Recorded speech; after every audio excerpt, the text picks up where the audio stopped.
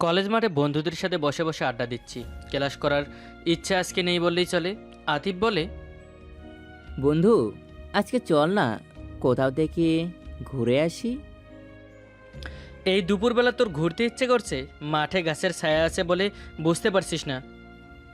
আমি তো ভুলে গেছি এখন যে দুপুর। আচ্ছা নিলয়, একটা বিষয় লক্ষ্য করেছিস? কোন বিষয়ের কথা বলছিস? আমাদের কলেজে একটা জুনিয়র মেয়ে তোকে ফলো করে। এসব নিয়ে ভাবার সময় নেই। আচ্ছা আতিফ, একটা গান শোনা না। আতিফ মাঝে মাঝে ছ্যাঁকা খাওয়া গান শোনায়। আমি যদিও ছ্যাঁকা খাইনি, আরে ভাই এখনো প্রেমই করিনি, তাহলে ছ্যাঁকা খাবো কি করে?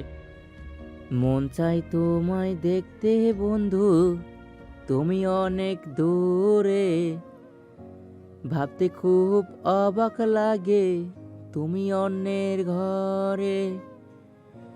মন চাই তোমায় দেখতে বন্ধু, তুমি অনেক দূরে, ভাবতে খুব অবাক লাগে তুমি অন্যের ঘরে। ভালো থাইকো, ভালো থাইকো বন্ধু, অন্যরই বুকে।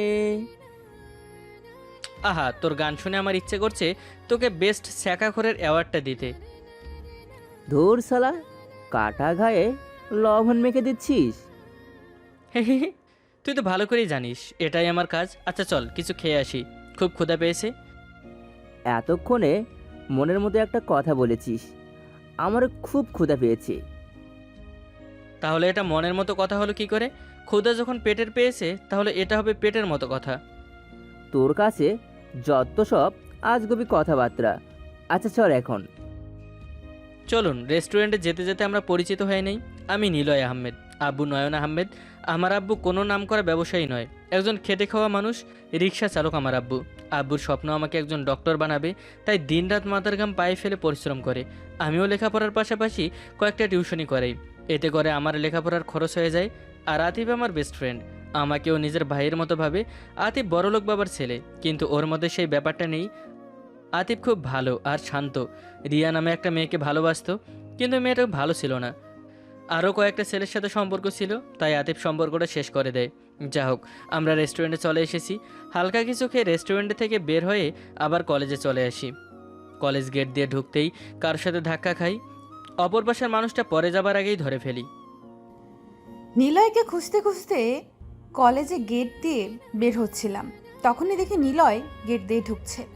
ইচ্ছে করেই ধাক্কা খেয়ে পড়ে যাবার অভিনয় করি, তার আগেই নিলয় আমাকে ধরে ফেলে। নিলয়ের এক হাত আমার কোমরে, অন্য হাত আমার পিঠে। নিলয় আমাকে সোজা করে দাঁড় করিয়ে দিয়ে বলে, কোন দিক তাকিয়ে হাঁটো? আর একটু হলেই তো পরে যেতে। আর যেই দিকে পড়ছিলে দেখো সেখানে রড পড়ে আছে, আমি না ধরলে কি হতো বুঝতে পারছো? সরি, আমি আসলে দেখতে পাইনি। ইটস ওকে, বাট এখন তো তোমার ক্লাস চলছে, বাইরে কি করছো তুমি? আপনি কবে বুঝবেন বলেন তো? আমি যে সবসময় আপনাকেই খুঁজে বেড়াই। এত কি গভীর ভাবনায় ডুবে গেলে? ক্লাস রেখে বাইরে কি করছো? আপনিও তো ক্লাস রেখে বাইরে ঘুরছেন। আমি খাবার খেতে গিয়েছিলাম, আর আজকে ক্লাসে একটাও করিনি। তুমি কেন বাইরে? বান্ধবীদের সাথে ফুচকা খেতে যাচ্ছিলাম, ওরা আমাকে রেখে আগেই চলে গেছে। ও আচ্ছা, তাহলে যাও। কোথায় চলে গেছে কে জানে। থাক, আমি ক্লাসে চলে যাই। আর এক সেকেন্ডও না দাঁড়িয়ে চলে যাই। আমি আর রাতে ভেতরে এসে আবার মাঠে বসে আড্ডা দিতে থাকি। আচ্ছা চল এখন। নিলয়, তুই একটা জিনিস খেয়াল করেছিস? স্বপ্না তোর সামনে আসলে কেমন জানি হয়ে যায়, ওর শরীর কাঁপতে থাকে। মেয়েটা খুব ভালো, আর আমি এটাও জানি আমাকে খুব ভালোবাসে। সবই যখন জানিস তখন ওটাকে সাড়া দিচ্ছিস না কেন? তুই মনে হয় ভুলে গেছিস ওর অবস্থান আর আমার অবস্থান কোথায়। ওদের বাসায় কখন এই সম্পর্ক মেনে নেবে না, আর আমি না চাইতেও ওকে নিজের থেকে বেশি ভালোবেসে ফেলেছি, আর তাই ওকে কাঁদাতে চাই না। তোর কি মনে হয় এখন কষ্ট পাবে না? এখন যে কষ্টটা পাবে সেটা অল্পতেই ভুলে যাবে, কিন্তু কারো থেকে ভালোবাসা পাবার পর তাকে হারানোর কষ্টের চেয়ে তো কম পায়। এখন একতরফা আছে। আমি আর এই কলেজে আর মাত্র 3 মাস আছি। এখান থেকে চলে গেলে ও আমাকে একাই ভুলে যাবে। তোর ভালোবাসা যেই মেয়েই পাবে সেই মেয়ে সত্যিই বলছি খুব ভাগ্যবতী হবে রে। আচ্ছা এসব বাদ দে, আমি বাসায় যাচ্ছি। আতিফকে বিদায় দিয়ে বাসায় চলে আসি। ক্লাসে বসে আছি, কিন্তু মনটা নিলয়ের কাছে পড়ে আছে। এই লোকটা আমার ভালোবাসা কেন বোঝে না? আমি মেয়ে হয়ে কিভাবে বলি ওনাকে ভালোবাসি? এই যা, আমার পরিচয় দিতেই ভুলে গেছি। আমি স্বপ্না চৌধুরী, আব্বু স্বপ্ন চৌধুরী, আম্মু কণা চৌধুরী। আব্বু একজন টপ বিজনেসম্যান। ক্লাস শেষ করে বের হয়ে নিলয়কে খুঁজছি, কিন্তু কলেজে কোথাও নেই। মন খারাপ করে বাসায় চলে আসি। বাসায় আসতেই আম্মু বলে, কে রে মা, তোর মন খারাপ মনে হচ্ছে? কলেজে কিছু হয়েছে? না আম্মু, আমি ঠিক আছি। তোর মুখটা এমন লাগছে কেন? সত্যি কথা বলবি না আম্মুকে? আজকে প্রচুর গরম পড়েছে তো, তাই হয়তো এমন লাগছে। আচ্ছা, তুই রুমে গিয়ে ফ্রেশ হয়ে একটু বিশ্রাম নে। আমি আর কিছু না বলে রুমে চলে আসি। ফ্রেশ হয়ে শুয়ে থাকি। বাসায় এসে ফ্রেশ হয়ে শুয়ে আসি। আব্বু রুমে এসে বলে, কিরে বাজান, তোর শরীর খারাপ নাকি? কই না তো আব্বু। কলেজ থেকে আইসা শুয়ে আছিস আজকে? এমনি আব্বু, তুমি খাবার খেয়েছো? খাইছি। আচ্ছা তুই তাহলে শুইয়া থাক, একটু পর আবার পড়াইতে যাবি। বলেই আব্বু চলে যায়। আমি কিছু সময় শুয়ে থাকি। 4টা বাজতে বাসা থেকে বের হয়ে চলে যাই টিউশনি করানোর জন্য। এক এক করে 4টা টিউশনি শেষ করি। খুব ক্লান্ত লাগছে। হাঁটতে হাঁটতে চলে আসি একটা চায়ের দোকানে। 1 কাপ চা খেয়ে আবারও হাঁটতে থাকি। কিছু সময়ের মধ্যে চলে আসি বাসায়। ফ্রেশ হয়ে হালকা কিছু খেয়ে পড়তে বসি। তখনই মোবাইলটা বেজে ওঠে। সেই নাম্বারটা থেকে আজও কল এসেছে। প্রতিদিন কল করে, কিন্তু কথা বলে না। কল রিসিভ করে বলি, হ্যালো, এই আপনার সমস্যা কি? প্রতিদিন কেন কল করেন? কথা না বললে? আজকেও যদি চুপ করে থাকেন তাহলে কল কাটেন। আমি আজ আপনার নাম্বার ব্লক করব। এই না না, ব্লক করবেন না প্লিজ। কে আপনি, আর আমাকে কেন কল করেন? আমি আপনার মনের মানুষ। আচ্ছা, আজ আপনি কলেজ থেকে এত তাড়াতাড়ি চলে গেলেন কেন? সেটা আমার ইচ্ছে। আপনি কে? পরিচয় দিন। পরিচয় দিয়ে কি হবে? পরিচয় ছাড়া বুঝি কথা বলা যায় না? আপনার পাগলগার থেকে এসেছেন নাকি? আপনার জন্য আমি পাগলা গারদেও যেতে রাজি আছি। ধুর ফালতু, বলেই কল কেটে দেই। উনি আমার কণ্ঠটাই চিনতে পারলো না। অবশ্য না চেনারই কথা, এর আগে তো আর মোবাইলে কখনো কথা বলিনি। মোবাইলটা রেখে নিচে এসে দেখি আব্বু আম্মু বসে আছে। আমি এসে আব্বুর পাশে বসে কোলে মাথা রেখে শুয়ে পড়ি। আব্বু মাথায় হাত বুলিয়ে দিতে থাকে। কোত্থেকে যে আসে এসব, সব চিন্তা বাদ দিয়ে পড়তে বসি। রাতে আব্বুর সাথে খাবার খেয়ে বসে আছি। আব্বু আমার মাথায় হাত রেখে বলে, তুই যেই দিন বড় মানুষ হইবি সেই দিন আমার সব স্বপ্ন পূরণ হইব। তুমি দোয়া করো আব্বু, আমি যেন তোমার স্বপ্ন পূরণ করতে পারি। আমার দোয়া তোর সাথে সব সময় আছে বাপ। অনেক রাত হয়ে গেছে, গিয়া ঘুমায় পড়। আমি উঠে রুমে চলে আসি। দরজা বন্ধ করে শুয়ে পড়ি। পরের দিন সকালে ঘুম থেকে উঠে নাস্তা করে কলেজে চলে আসি। কলেজের ক্যাম্পাসে গিয়ে দেখি আতিফ বসে আছে। আমি কাছে গিয়ে ওর পাশে বসে পড়ি। কিরে, কখন এসেছিস? একটু আগে এসেছি, তোর জন্যই অপেক্ষা করছিলাম। চল ফুচকা খেয়ে আসি। মেয়েদের মতো সারাক্ষণ ফুসকা ফুসকা করিস কেন? ধুর, কোথাও লেখা আছে ফুচকা শুধু মেয়েরা খায়? চল তো। দুই বন্ধু উঠে কলেজের বাহিরে আমিন মামার ফুচকার দোকানে চলে আসি। মামা, 2 প্লেট ফুচকা দাও তো। মামা ফুচকা বানাচ্ছে। পাশে তাকিয়ে দেখি স্বপ্না দাঁড়িয়ে আছে। তুমি এখানে কেন? আপনি যেই জন্য এসেছেন আমিও সেই জন্যই এসেছি, ফুচকা খেতে। আর কিছু না বলে চুপচাপ দাঁড়িয়ে থাকি। হঠাৎ কলেজের গেটের দিকে চোখ যেতেই দেখি আমাদের কলেজের প্রিন্সিপালের ছেলে রায়হান একজন রিক্সাওয়ালার সাথে চেঁচামেচি করছে।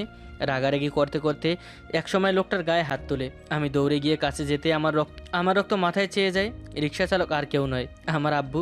আমি রায়হানের কলার ধরে ইচ্ছা মতো মারতে থাকি। মারতে মারতে রক্তাক্ত করে ফেলেছি। কি করছিস বাপ? ছাড় ওনারে। তুমি আমাকে ছাড়ো আব্বু, ওর কত বড় সাহস, ও তোমার গায়ে হাত তুলে। আমি ওকে মেরেই ফেলবো আজকে। আমি তোকে বলছি না ওকে ছাড়? আব্বু আমাকে টেনে থাপ্পড় দিয়ে বলে, কি করছিস তুই? এই জন্য তোকে কলেজে পাঠিয়েছি। ওর সাহস হয় কি করে তোমার গায়ে হাত তোলার? হইছে, আমি যখন কিছু বলিনি তুই কেন ঝগড়া করছিস? তোমার বাবার গায়ে কেউ হাত তুলে তুমি চুপচাপ দাঁড়িয়ে থাকতে? আব্বু আর কিছু বলে না। আশেপাশে থাকা সকল ছাত্রছাত্রী বলছে নীলয় একজন রিক্সাওয়ালার ছেলে। সবাই আমার আব্বুকে নিয়ে মজা করছে। আমি সবাইকে উদ্দেশ্য করে চেঁচিয়ে বলি, yes, I am the son of a রিক্সাওয়ালার। I am proud of him. My father works hard and earns money in honest way. Not in a weak way like your father. I know all about whose father.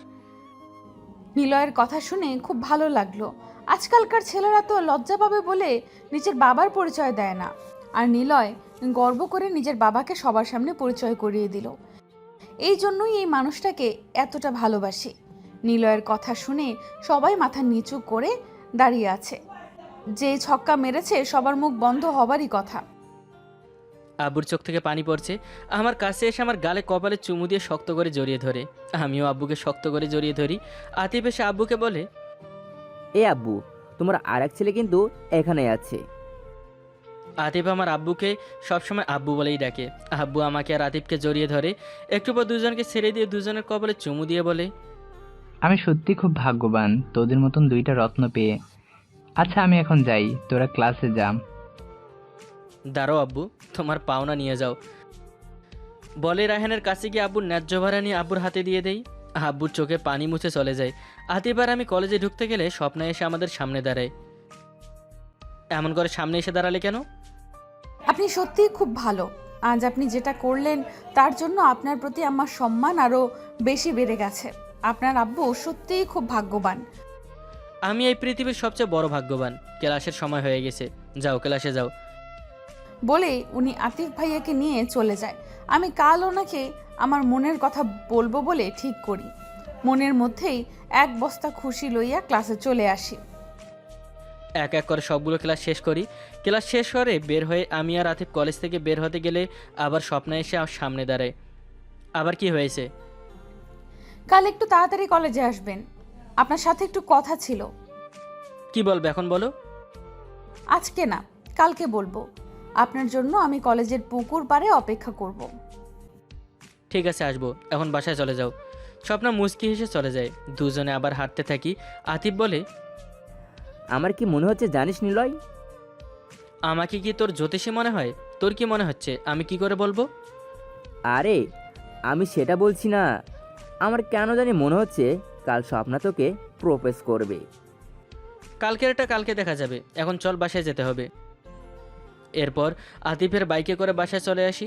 Atif আমাকে বাসায় নামিয়ে দিয়ে চলে যায়। আমি বাসার ভিতরে গিয়ে ফ্রেশ হয়ে আব্বুর সাথে কিছু খেয়ে নেই। এরপর কিছু সময় রেস্ট নিয়ে চলে আসি টিউশনি করাতে। সে কখন থেকে কালকে কি বলবো সেটা লেখার চেষ্টা করছি, কিন্তু মনের মতো হচ্ছে না। কারণ নিলয়কে মনের কথা বলবো, কিন্তু এখনই শরীর কাঁপছে, বুকের ভেতর কেমন জানি ভয় করছে। ভয়কে জয় করতেই হবে। আবার লিখতে থাকি। দেখুন, আমার কথা শুনে রেগে যাবেন না। আমি এখন যেই কথা বলবো সবগুলো কথা আমার মনের কথা। আমি আপনাকে প্রথম যেদিন কলেজে দেখি সেদিন থেকেই আমার নিঃশ্বাস প্রশ্বাসে শুধু আপনারই বিচরণ। আপনাকে অনেকবার আটকানোর চেষ্টা করেছি, কিন্তু আমার মনটা শুধু আপনাকে নিয়েই ভাবতে চায়। অনেক লুকোচুরি করেছি। আজ আমার মনের কথাটা আপনাকে বলতে চাইছি। I really love you Niloy, please accept my love. লেখাগুলো পড়ছি আর একা একা হাসছি। তখনই আম্মু এসে বলে, কি রে, একা একা হাসছিস কেন তুই? আম্মুর কণ্ঠ শুনে চমকে উঠি। পেছনে তাকিয়ে দেখি আম্মু দরজা দিয়ে ঢুকছে। কি হলো, ভূত দেখার মতো চমকে উঠলি কেন? একা একা হাসছিলি কেন? কই না তো, হ্যাঁ আমি তো শুয়েছিলাম। আমাকে মিথ্যে বলছিস? তুই আমার পেট থেকে হয়েছিস নাকি আমি তোর পেট থেকে? এই ডায়লগটা কে কে শুনেছেন আম্মুর থেকে? এখন কি যে বলি। হ্যাঁ, হাতে তো ডায়েরিটা ছিল, এটাকেই গল্পের বই বলে বেঁচে যাই। গল্পের বই পড়ছিলাম তো আম্মু, তাই হাসছিলাম। কোথায় দেখি কি গল্প পড়ছিস? এখন কি হবে, ডায়েরি দেখলে তো সব জেনে যাবে। তখনই আব্বু আম্মুকে ডাকে। আম্মু কিছু না বলে চলে যায়। এই যাত্রায় বাঁচা গেল। ডায়েরিটা যত্ন করে রেখে শুয়ে থাকি। পরের দিন সকালে কলেজে এসে স্বপ্নার কথা মতো চলে আসি কলেজের পুকুর পাড়ে। এসে দেখি স্বপ্না আগে থেকেই সেখানে দাঁড়িয়ে আছে। আমি গিয়ে স্বপ্নার পাশে দাঁড়িয়ে বলি, বলো, কেন আসতে বলেছো? বলছি একটু সময় দিন প্লিজ। এভাবে একটু সময় দিন বলতে বলতে 30 মিনিট কেটে যায়, এখনও কিছুই বলছে না। আজকে কি বলবে নাকি চলে যাব? 30 মিনিট হয়ে গেল, কিছুই বলছো না। বলছি, আপনি কিন্তু আমার কথা শুনে রাগ করতে পারবেন না। আগে বলো তো তুমি। আমি আপনাকে যেদিন প্রথম দেখি সেদিন থেকেই ভালোবাসি। I love you. আমি এটাই আন্দাজ করছিলাম। আহাম, কিন্তু আমি স্বপ্নার ভালোবাসাটাকে সারা দিয়ে সারা জীবন ওকে কষ্টের আগুনে পোড়াতে পারবো না। ওর আব্বু আম্মু কখনোই আমাদের সম্পর্ক মেনে নেবে না। চুপ করে আছেন কেন? কিছু বলুন। এই পিচ্ছি, কি বলবো? তুমি আমার কত ছোট জানো? নাক টিপলে দুধ বের হয়ে যাচ্ছে তোমার। আমাকে ভালোবাসতে যাচ্ছ? যাও গিয়ে ক্লাস করো। আমি মোটেও পিচ্ছি না, আমি কলেজে পড়ি। তাহলে পিচ্ছি বলেন কোন দিক থেকে? আর একটা কথা বললে থাপ্পড় দিয়ে সব দাঁত ফেলে দিব। যাও এখান থেকে। আমি আপনাকে সত্যিই খুব ভালোবাসি, আপনার জন্য সব কিছু করতে পারবো। আমার জন্য তোমাকে কিছু করতে হবে না। আজকের পর আর কখনো আমার সামনে এসে এসব কথা বলবে না। বলেই আমি চলে আসতে গেলে স্বপ্না আমার হাত ধরে ওর দিকে ঘুরিয়ে শক্ত করে জড়িয়ে ধরে কান্না করতে করতে বলে, আমি আপনাকে ছাড়া বাঁচতে পারবো না, আমি আপনাকে খুব ভালোবাসি। স্বপ্নাকে আমার থেকে ছাড়িয়ে ঠাস করে একটা থাপ্পড় দেই। তাল সামলাতে না পেরে মাটিতে পড়ে যায়।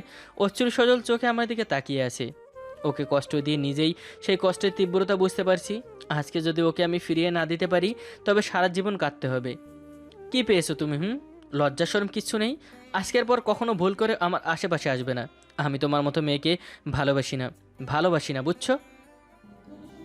কথাগুলো বলেই উনি চলে যায়। আমি মাটিতে বসে কান্না করছি।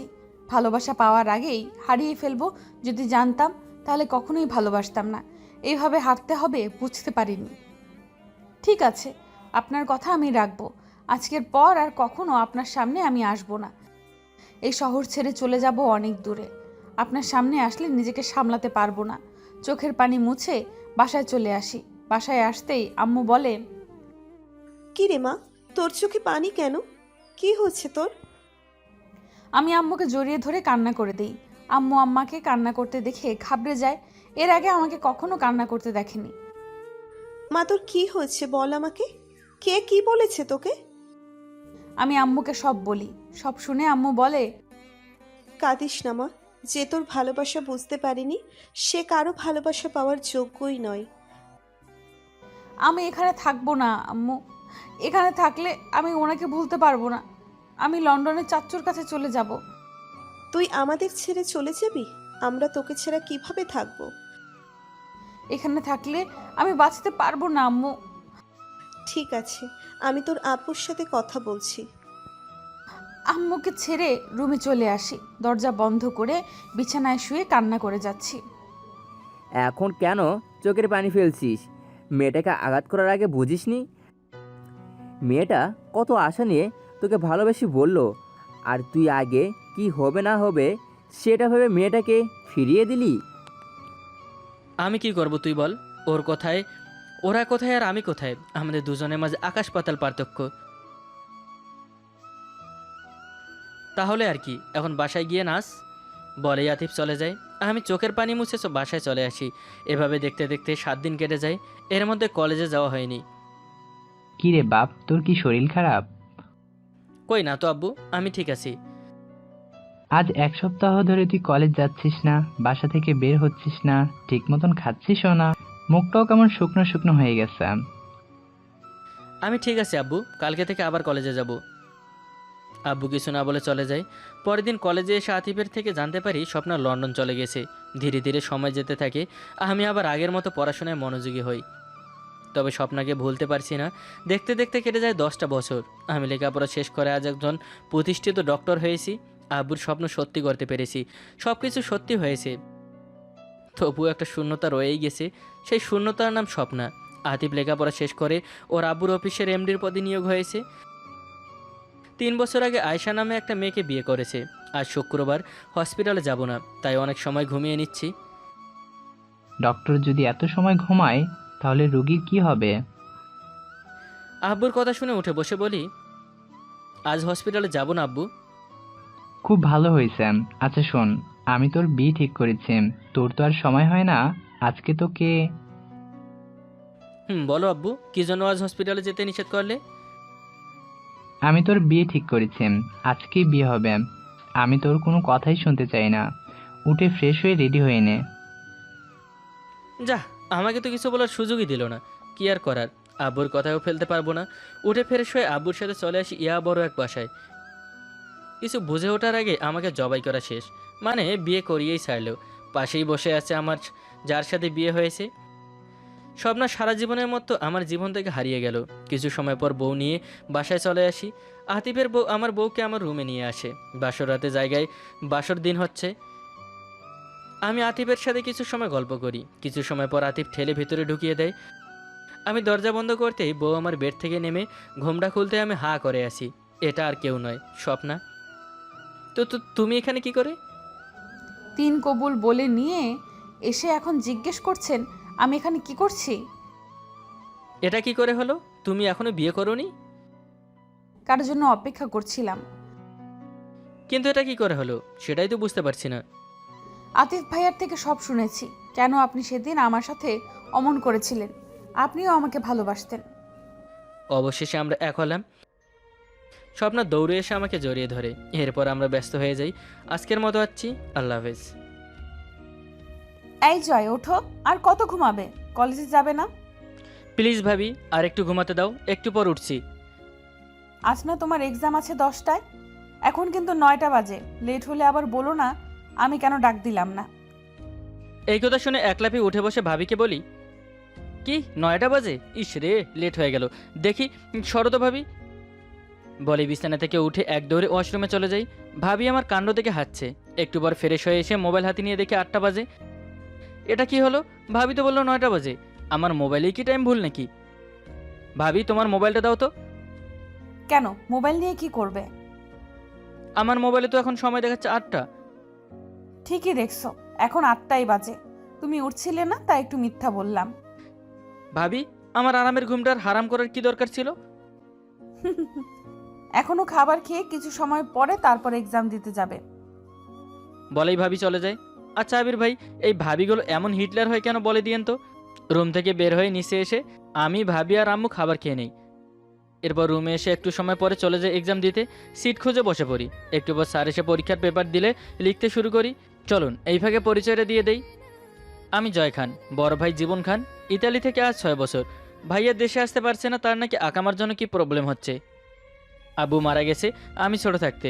আম্মুর রাবেয়া খান আর আমার ভাবি ইকরা। আম্মুর ভাবিকে খুব পছন্দ হয়, তাই ভাইয়ার সাথে মোবাইলে বিয়ে পড়িয়ে আমাদের বাসায় নিয়ে আসে। ভাইয়া আর ভাবির বিয়ে হয়েছে 1 মাস আগে।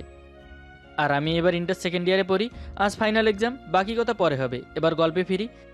এক্সাম শেষে বন্ধুদের সাথে কিছু সময় আড্ডা দিয়ে বাসায় আসতে আম্মু বলে, কিরে জয়, তোর এক্সাম কেমন হলো? খুব ভালো হয়েছে আম্মু। ভাবি কোথায়? রুমে মনে হয়, যা গিয়ে ডেকে নিয়ে আয়, একসাথে খাবো সবাই। আমি ঠিক আছে বলে রুমে গিয়ে চেঞ্জ করে ভাবির রুমে গিয়ে দেখি ভাবি ভাইয়ের সাথে কথা বলছে। ভাবি যখন ভাইয়ারকে কিস করতে যাবে, আমি পেছন থেকে বলে উঠি, আহা কি রোমান্স, ভাবা যায়। ভাবি পেছনে ঘুরে আমাকে দেখে কল কেটে লজ্জায় লাল হয়ে যায়। আমি বলি, আর লজ্জা পেতে হবে না ভাবি, যা করেছো দেখে ফেলেছি। এই ফাজিল, তুমি কখন এলে এখানে? একটু আগে। চলো, আম্মু খেতে রাখছে। তোমার এক্সাম কেমন হলো? সব প্রশ্নের আনসার দিয়েছো তো? খুব ভালো হয়েছে। এখন চলো তো, ক্ষুধায় পেটে ইঁদুর দৌড়াচ্ছে। ভাবি হাসতে হাসতে আমাকে নিয়ে চলে আসে। এরপর 3 জন একসাথে খাবার খেয়ে বসে টিভি দেখছি। হঠাৎ মোবাইলটা বেজে ওঠে। মোবাইল হাতে নিয়ে দেখি ভাইয়া কল করেছে। সবাই কিছু সময় কথা বলার পর ভাইয়া বলে তার নাকি ডিউটিতে যেতে হবে, পরে কল করবে। এরপর আমি রুমে এসে কিছু সময় রেস্ট নিয়ে পড়তে বসি। হঠাৎ ভাবি আমার রুমে এসে বলে, জয়, তুমি কি বিজি আছো? না ভাবি বলো, একটু পড়ছিলাম। আচ্ছা তাহলে তুমি পড়ো, অন্য একদিন যাব। কোথায় যাবে ভাবি? সমস্যা নেই, বলো, আমি পরে পড়বো। ঘুরতে যেতে ইচ্ছে করছে আজ। তুমি তো পড়ছো। সমস্যা নেই, এসে পড়বো। যাও, তুমি রেডি হয়ে নাও। ভাবি একটা মিষ্টি হাসি দিয়ে চলে যায় রেডি হতে। আমি বই বন্ধ করে একটা নেভি ব্লু রঙের শার্ট পরে নিচে এসে ভাবির জন্য অপেক্ষা করছি। একটু পর ভাবি একটা মিষ্টি রঙের শাড়ি পরে নিচে আসে। আম্মু বলে, কিরে, তোরা কি কোথায় যাচ্ছিস নাকি? আজ ঘুরতে যেতে ইচ্ছে করছে মামুনি, তাই জয়কে নিয়ে একটু বাহির থেকে ঘুরে আসি। আমি জীবনকে বলেছি। পাগল মেয়ে, তুই জয়কে নিয়ে ঘুরতে যাবি, সমস্যা কোথায়? আচ্ছা যা, আর সাবধানে রাস্তা দেখে হাঁটবি। আম্মু এখন যাই, আমার আবার এসে পড়তে হবে। ভাবি চলো তো। বলেই ভাবি কিনে বাসা থেকে বের হয়ে একটা রিকশায় উঠে বসে। আমি ভাবিকে বলি, ভাবি কোথায় যাবে চলো। কোন নদীর পাড়ে চলো? কোনো নদীর পাড়ে চলো, নদী আমার খুব ভালো লাগে। আমি রিক্সা মামাকে বলি নদীর ধারে যেতে। একটু পর নদীর পাড়ে এসে রিক্সা ভাড়া দিয়ে ভাবিকে নিয়ে হাঁটছি। কিছু সময় হাঁটার পর ভাবি বলে, জয়, তোমার গার্লফ্রেন্ড নেই? হঠাৎ এই কথা জিজ্ঞেস করছো যে ভাবি?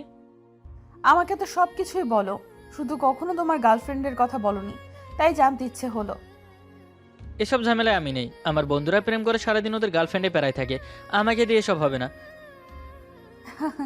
গার্লফ্রেন্ড আবার প্যারা হয় নাকি বোকা? হয় গো ভাবি, আমার বন্ধুরা কোথাও গিয়ে শান্তি পায় না। সবসময় ওদের গার্লফ্রেন্ডরা কল করে, কোথায় আছো, কেন গেছো, এটা করছো কেন, ওটা করছো কেন, আমার কথা শোনো না কেন। না বাবা, আমাকে দিয়ে এসব হবে না। ভাবি আমার কথা শুনে হাসছে, হাসতে হাসতে বলে, আচ্ছা, আমার ভাইটার জন্য কিছুদিন পর একটা লাল টুকটুকে বউ আনবো, এখন আমার জন্য ঝালমুড়ি নিয়ে এসো। আমি ঠিক আছে বলে চলে যাই ঝালমুড়ি আনতে। ঝালমুড়ি নিয়ে এসে দেখি ভাবি কয়েকটা ছেলেকে টিস করছে। রাগে আমার মাথায় রক্ত উঠে যায়। আমি ভাবির হাতে ঝালমুড়ি দিয়ে ওদের কাছে যেতে নিলে ভাবি আমার হাত ধরে বলে, কুকুরকে ঘেউ ঘেউ করতে দাও, ঝামেলা করার প্রয়োজন নেই, এখান থেকে চলো। আমি ভাবিকে নিয়ে হাঁটতে গেলে দেখি ছেলেগুলো একটা গাছের আড়ালে চলে যায়। আমি ভাবিকে বলি, আমি একটু আসছি ভাবি। এখন আবার কোথায় যাবে? তোমাকে বলা যাবে না, প্রাইভেট কাজ সারতে। ভাবি আমার কথা শুনে হাসতে হাসতে ঠিক আছে বলে আমি চলে যাই সেই ছেলেগুলোর কাছে। প্রায় 15 মিনিট হয়ে গেছে, কিন্তু জয় এখনো আসছে না কেন? আমি ভালো করে আশেপাশে তাকিয়ে দেখি জয় একটা গাছের পেছন থেকে শার্টের হাতা ফোল্ড করতে করতে আসছে। আমার বুঝতে বাকি নেই আমার দেবরটা ওই ছেলেগুলোকে পিটিয়ে এসেছে। জয় আমার কাছে এসে বলে, চলো ভাবি এবার যাওয়া যাক।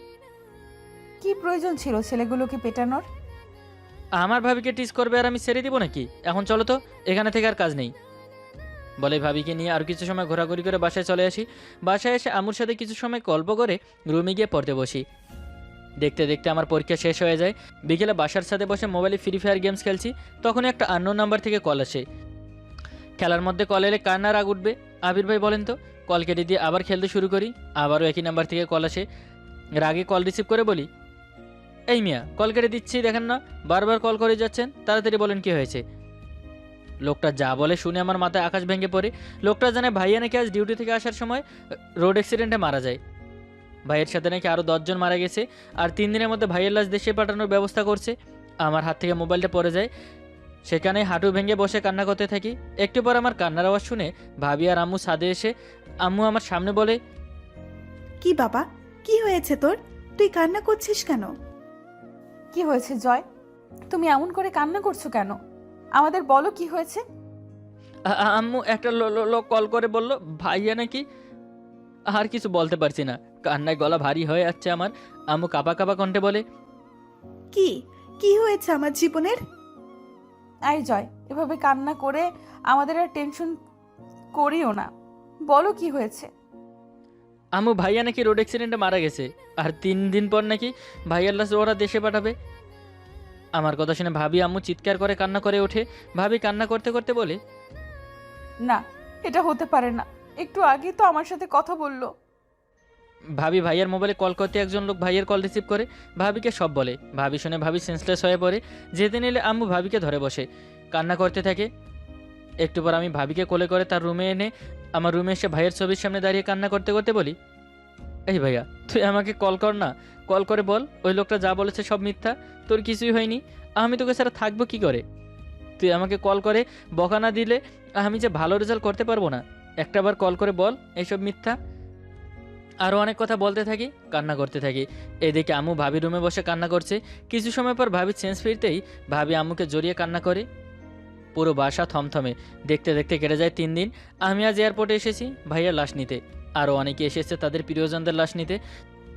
সবাই কান্না করছে, আমি নীরবে চোখের জল ফেলছি। একটু পরে 11টা লাশের কফিন এনে আমাদের সামনে রাখে। সবাই সবার প্রিয়জন শনাক্ত করে নিয়ে যাচ্ছে কান্না করে। আমি একটা কফিনের সামনে দাঁড়িয়ে আছি। কফিনের মুখটা খুলতে বুকের ভেতর ধক করে ওঠে। আমার ভাইয়ের চিরনিদ্রায় ঘুমিয়েছে। কিছু সময় ভাইয়ের মুখের দিকে তাকিয়ে ভাইয়ের লাশ নিয়ে বাসায় চলে আসি। বাসায় আসতে আম্মু ভাবি ভাইয়ের লাশ জড়িয়ে কান্না করছে। ভাবির বাসার লোকজন এসেছে, সবার চোখের পানি। আমি এক কোণে দাঁড়িয়ে নীরবে নীরবে চোখের জল ফেলে যাচ্ছি। কিছু সময় পর ভাইয়াকে শেষ গোসল করিয়ে জানাজা পড়িয়ে কাজ শেষ করে বাসায় চলে আসে। আম্মু আর ভাবি আমাকে জড়িয়ে ধরে কান্না করছে। আমি নীরবে শুধু চোখের জল ফেলছি। দেখতে দেখতে কেটে যায় 1 মাস। সবাই কিছুটা স্বাভাবিক হলেও কারো মুখে হাসি নেই। বিকেলে আম্মু ভাবি আর আমি বসে আছি। তখনই ভাবির আব্বু এসে ভাবিকে নিয়ে যেতে চাইলে আম্মু বলে, ভাই সাহেব, আমার ছেলেটা আমাদের ছেড়ে চলে গেছে। আপনি দয়া করে আমার মেয়েকে আমার থেকে কেড়ে নেবেন না। ভাবির আব্বুর সাপ কথা, তার মেয়ের বিয়ে হয়েছে মোবাইলে, আর সে তার স্বামীর সাথে একটা দিনও থাকেনি, তাই তার মেয়ের জীবনে সে এভাবে নষ্ট করতে পারবে না। সে তার মেয়েকে নিয়ে গিয়ে আবার বিয়ে দিবে। ভাবিও যেতে চাইছে না, আর তার আব্বু নিয়ে যাবেই। আম্মু বলে, ভাই সাহেব, আমি আমার ছেলেকে হারিয়েছি, মেয়েটাকে হারাতে পারবো না। আমি আমার ছোট ছেলে জয়ের সাথে ইকরা মায়ের বিয়ে দেব, তবু আমার মেয়েকে নিয়ে যেতে দিব না। আম্মুর কথা শুনে ভাবি আর আমি দুজনে আম্মুর দিকে তাকাই। আম্মু আমার হাত ধরে বলে, বাবা জয়, তুই আমার এই অনুরোধটা রাখ। আমার মেয়েটাকে তুই আমার থেকে আলাদা করে দিস না। ইকরা চলে গেলে আমি যে নিঃস্ব হয়ে যাব। আম্মুর এমন অনুরোধ আর আমি না রেখে পারি না। ভাবির আব্বু আম্মুকে কাজী আনতে বলে। একটু পর কাজী এসে আমার আর ইকরার বিয়ে পড়িয়ে চলে যায়। ইকরার বাসার সবাই এসেছে। রাত প্রায় 12টা, সবাই চলে গেছে। আম্মু আমাকে জয়ের রুমে রেখে চলে যায়। আমি বিছানায় বসে কান্না করছি। একটু পর দরজা খোলার শব্দে সামনে তাকিয়ে দেখি জয় রুমে এসে সোফায় গিয়ে বসে আছে। কি বলবো আমি বুঝতে পারছি না। জয় বলে, ভাবি ঘুমিয়ে পড়ো, অনেক রাত হয়ে গেছে। আর তুমি ভেবো না আমাদের বিয়েটা শুধু কাগজ কলমেই থাকবে। আমার জন্য আম্মু তোমার জীবনটা নষ্ট করে দিল। তুমি তখন না বলে দিলেই তো হতো। আম্মু তোমার মাঝে ভাইয়াকে দেখতে পায় ভাবি। তুমি চলে গেলে হয়তো আম্মু সত্যি একা হয়ে যেত। আর আম্মু তোমাকে ভাইয়ের জন্য বউ করে এই বাড়িতে এনেছে।